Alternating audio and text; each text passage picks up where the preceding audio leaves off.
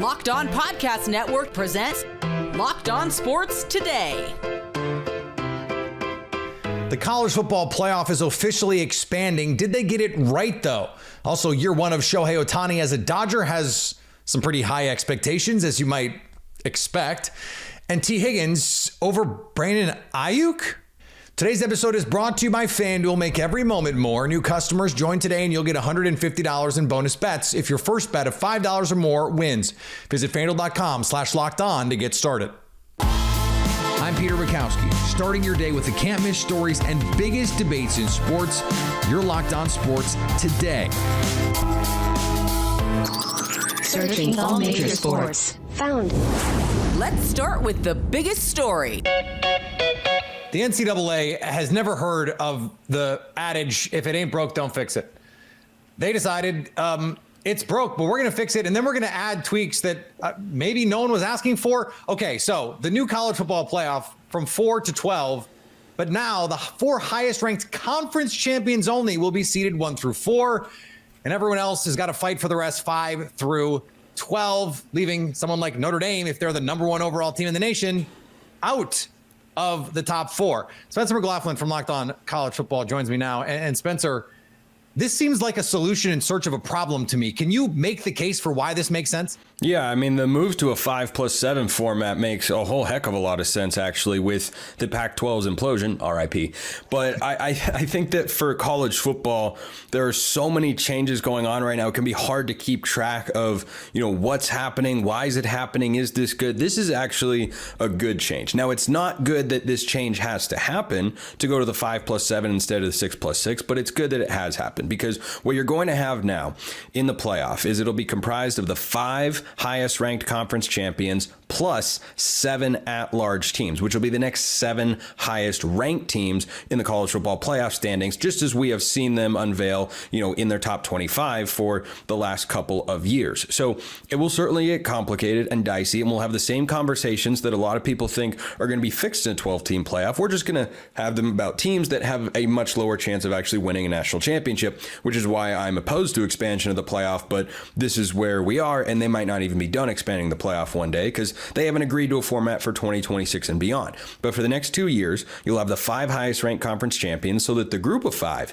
can get a team into the playoff every single year, because you only have 4 power conferences. So the next team that gets in is like what happened with Liberty this year. They went undefeated. They won Conference USA. They were ranked above SMU, who won the American. They got into the Fiesta Bowl. They got drubbed by Oregon, but they had an opportunity to do that. So the group of 5 who, got into the 12 or the 14 playoff rather, and were wanting more access, they get guaranteed access to it with at least one team every single season. I think it'll probably be one team every year. You would need a pretty remarkable set of circumstances to get multiple G5 teams in there. But this move makes sense because if you had kept it where the format was, which was 6+6, that model was created with the Pac-12 existing, but the Pac-12 does not exist, right? At least not technically speaking.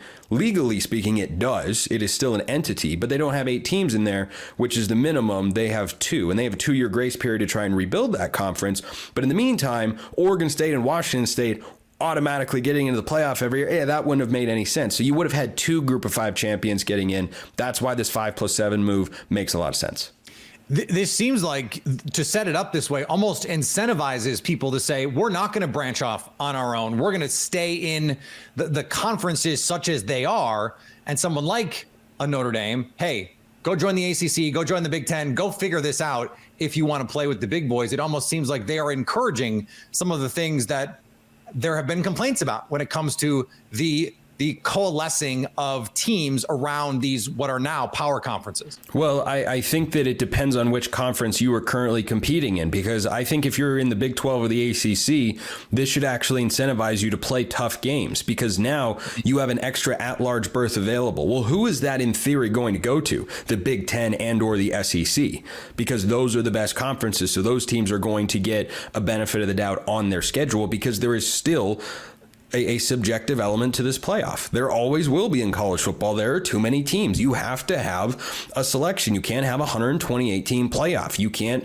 have the equivalent of what you see in the National Basketball Association, for instance, which I just laid out the acronym for reasons I can't even explain right now. The NBA gets 20 of its 30 teams into the playoff, which I think is absurd, and I think it's really, really dumb on the part of the NBA.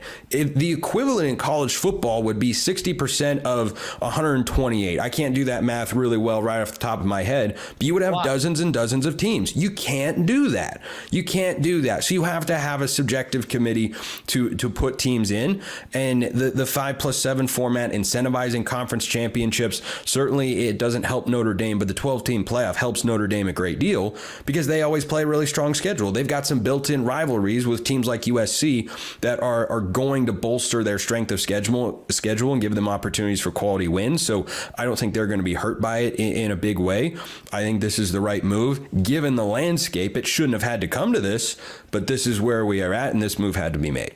Stay up to date all year on college football by subscribing to Locked On Sports Today and Locked On College Football on your favorite podcast app and on YouTube. Thanks for making Locked On Sports Today your first listen. Coming up, Shohei Ohtani has set the Dodgers' expectations so high that he can't not meet them. Before we get to that, UConn faced a tough test in Creighton last night. Get buckets with your first bet on FanDuel, America's #1 sportsbook, because right now new customers get $150 in bonus bets with any winning $5 bet. That's $150 if your bet wins. Bet on all your favorite NBA players with quick bets, live same-game parlays, exclusive props, and more. You can just build a regular old same-game parlay for even bigger payouts.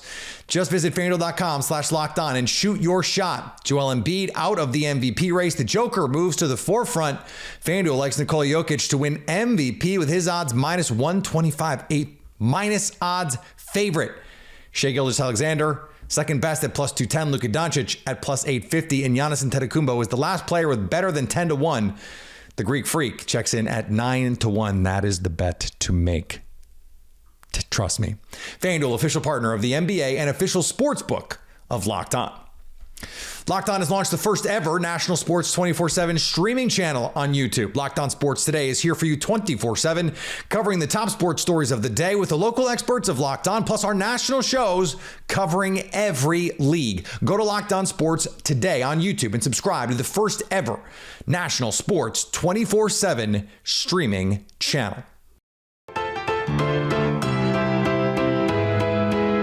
The Creighton Blue Jays gave the Connecticut Huskies all they could handle on Tuesday night as they handed the #1 team in the country its third loss of the season. Being a top-ranked team just isn't what it used to be. UConn is just the latest in a long line of top teams, #1 teams to go down this season.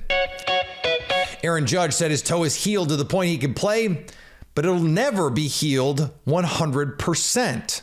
Yeah, it's just going to be I think a constant maintenance, I think, the rest of my career. It's just something, anything with injuries like that, you just got to stay on top of it so it doesn't flare up again or something doesn't happen again. So we're feeling good right now. We're out there, we're moving, we're grooving. So we're going to try to keep it that way. On the ice, the Ottawa Senators made a furious comeback, only to see it fall apart in overtime to the Florida Panthers. Look, after 40 minutes, the Panthers were up 2-0. It didn't seem like the Sens were getting anything cooking, and then they end up tying this game up. It goes to overtime. Not the result you'd ultimately want, but a lot better than things could have been, Martian?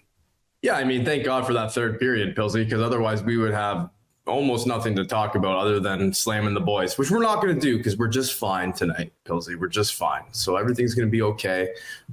You get the point out of it. You come out of there with, 3 to 4 points out of Florida, which is, if you would have told us that a week ago, we would have been like, yeah, that sounds great. Let's do that. Unfortunately, they lost those games to Anaheim and Chicago. That would have been a big difference for the Sens in the standings. And the Washington Capitals drop the New Jersey Devils. The Capitals pick up 2 huge points. Hi, this is Dan Homey of Locked On Capitals. Well, Capitals fans, that is how you do it. The Capitals get on the board first, which is always a recipe for success. Connor McMichael scores 2 goals. Alex Ovechkin scores 2 goals. Dylan Strome scores a goal. And Michael Scarbosa. The Capitals offense was firing on all cylinders. We couldn't ask for anything more. The only only downside, of course, is that Nick Dowd left the game with an injury. He did not play in the second or third period, but Charlie Lindgren dialed in, and the Capitals offense killing it 6-2. They took advantage of a Devils team that sits directly on top of them in the standings, and they took advantage of a Devils team that has issues in net. A huge win for the Capitals. Let's hope they can keep it rolling. A month from now, the Los Angeles Dodgers will head to Korea to open the 2024 season. Whether or not they will have their $700 million man, at least for the moment, is somewhat of a question. Shohei Ohtani, offseason elbow surgery. He has taken live pitching, but he has not played yet for the LA Dodgers. Jeff Snyder from Locked On Dodgers joins me now. And Jeff, this was the story of the offseason. Shohei Ohtani going from the Angels to the Dodgers. What is your concern level that a guy that the Dodgers just spent $750 million on is already hurt? Well, he was hurt when they spent it. So I think my concern level is pretty close to zero. They didn't sign Shohei Ohtani to play in 2 games in Korea in March. They signed him to play for the next 10 years. And so, I am pretty optimistic that he will be ready to go to play in those 2 games in Seoul. Like you said, we've got almost a month before those games happen. And so I expect him to be ready, but they play those 2 games and then they have a week off before, quote unquote opening day, where they come back and actually play here in the United States and play the last 160 games of their season. I'd be really surprised if he's not ready for those. And obviously I would be a bummer if he's not ready by Korea, but it wouldn't be the end of the world. And I do expect him to be ready. The marketing opportunities alone seems like it would be really nice to have Shohei Ohtani there. The other part of this, though, Jeff, is even if, yes, he can go and he can play this season, we're talking about a guy who is 29 years old and is a phenomenon precisely because he does more than the average, if you're going to call him a slugger, than the average hitter or pitcher. And so that complicates the long-term trajectory. We just have no roadmap for how someone like this is going to age, how that will affect their body. We've never seen in the modern age someone do it. Yeah. And not just in the modern age, nobody's ever done it at the level that he has for as long as he already has. And yeah, I don't expect Shohei Ohtani to pitch the whole 10 years of his contract with the Dodgers. I do expect him to get a good 5 years or so of pitching in. And for me, $700 million is a fun number to throw out. It's really $460 million bucks over 10 years, which is still a lot of money. But I mean, just offensively, Shohei Ohtani would have won the AL MVP last year, even if he hadn't thrown a single pitch. He was the best hitter in the league last year. And that's not going to go away. He may have a little bit of a slow start this year because of the rehab or whatever, but Shohei Ohtani is an elite hitter and a close to elite pitcher, if not elite pitcher. And so even if he only pitches for half of the contract, he's still easily worth, even just if we're talking about on the field, he's worth the money they're going to pay him. Throw in the fact that they're going to make more than what they're paying him in all the endorsements and publicity and all that stuff, all the different ways you can make money off Shohei Ohtani. It's a no-brainer. And I wouldn't go so far as to say that what he provides on the field is just a bonus, but I mean, he is so valuable on and off the field that any little thing will he pitch all 10 years or only 5 or 6 of them? It doesn't really concern me that much because of the value he's going to bring as a hitter. All right, let's narrow this down and frame it in terms of this season, because for whatever long-term concerns there may be, he's still a guy right now in his physical prime. So what does he bring to the Dodgers that they were missing that can take them to the next level? Because that's why you go out and you spend, what we're talking about in practical terms is more like $500 million. What is he going to bring that they need? It's that the dangerous spot in the lineup. When you already have Mookie Betts and Freddie Freeman at the top of the lineup, 2 years ago, they had the big three of Mookie and Freddie and Trey Turner. Well, you're replacing Trey Turner with Shohei Ohtani. Trey Turner's a really good ball player. That'll work. He's not Shohei Ohtani, and so as exciting, and that team with Mookie, Freddie, and Trey, they won 111 games in the regular season. Like, that was a really, really good team. Now you're replacing Trey Turner with Shohei Ohtani.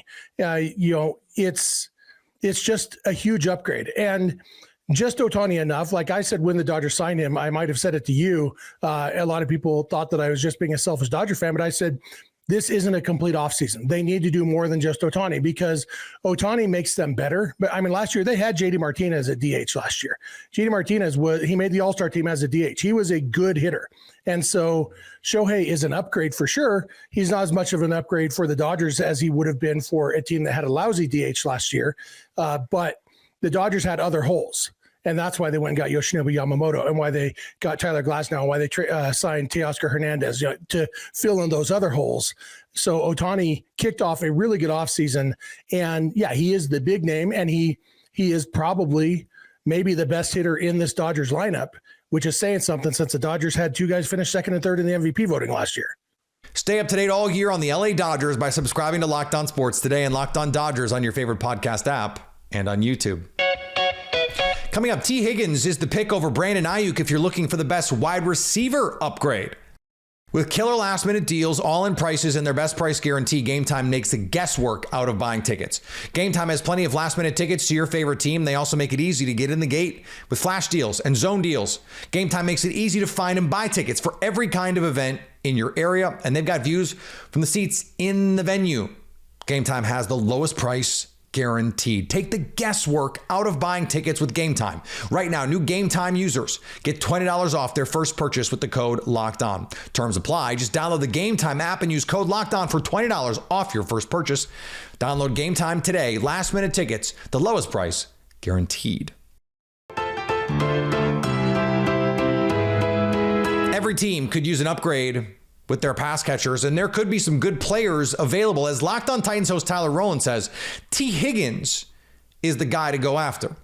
If the Tennessee Titans trade for a wide receiver, I'm still rolling with T. Higgins over Brandon Ayuk. My name's Tyler Rowland, host of the Locked On Titans podcast. Look, T. Higgins is set to be a free agent, probably going to get the franchise tag. Brandon Ayuk is about to play on his fifth-year option. Both of those players could be traded, and I am against a trade personally, as I've said. But if the Tennessee Titans do make a trade and then give a long-term deal to one of these players, I am rolling with T. Higgins. Number one, T. Higgins is a bigger man. He's 4 inches taller at 6'4" compared to 6 foot for Brandon Ayuk. He's also a year younger at 25 years old compared to 26 years old, which Ayuk will be here soon. Also, you have to factor in Will Levis, who is great at throwing the deep ball. T. Higgins is a guy who can get down the field and win contested catch situations. And T. Higgins is a hometown kid, being from Tennessee, and has that connection with Brian Callahan. If you just said who's better, Brandon Ayuk or T. Higgins, I would say Brandon Ayuk, the best volume receiver by yards per route run against man coverage last year in the NFL. And receivers are measured by how well they handle man versus man. Ayuk is the guy. But how much does Ayuk benefit from being in the Kyle Shanahan offense? Sure, you can say T. Higgins benefits from playing with Joe Burrow, but we also know T. Higgins in those situations, just give him a chance and he will go up and get it. He can win in contested situations. He can get open for himself. He can bail you out. He can be a red zone player. Why do the 49ers funnel their offense through Deebo Samuel? Why does the offense break down when Deebo is out? Kyle Shanahan is arguably the best game planner, game caller, and play designer in the league. And yet he chooses to run his offense through someone else. If you're looking for an offense-proof, a QB-proof receiver, it may well be T. Higgins. But if you ask me who the better guy is, if I get to put one of them with Joe Burrow, ironically, I'd rather have Ayuk. If I could put him with an elite quarterback. But if I'm trying to build something, if I'm the Titans and I'm Will Levis, I'd rather have the guy who I can just huck it to and he can go make a play. And finally, spring training brings some fun matchups between teammates in live batting practice. Sometimes they can go awry in hilarious ways, like it did in Goodyear, Arizona for the Reds. Hunter Green was pitching against Ellie De La Cruz when the talented shortstop hit a foul ball into the parking lot where the players parked. The victim, Green's SUV. When asked if he was going to pay for Green's window that he damaged, De La Cruz simply said, "He makes more money than me." Doesn't matter if you're a superstar baseball player, there's always a hierarchy, and it's on the contract. Locked On has launched the first ever national sports 24/7 streaming channel on YouTube. Locked On Sports Today, here for you 24/7, covering the top sports stories of the day with the local experts of Locked On, plus our national shows covering every league. Go to Locked On Sports Today on YouTube and subscribe to the first ever national sports 24/7 streaming channel. Coming up on the next Locked On Sports Today, who is under the most pressure for the second half of the NBA season? So at least until tomorrow, stay locked on sports today. Locked On Podcast Network presents Locked On Sports Today. For more episodes of Locked On Sports Today, go to our video on demand. Click on Sports at the top of your screen. There, you'll find past episodes of Locked On Sports Today, plus other Locked On shows on demand.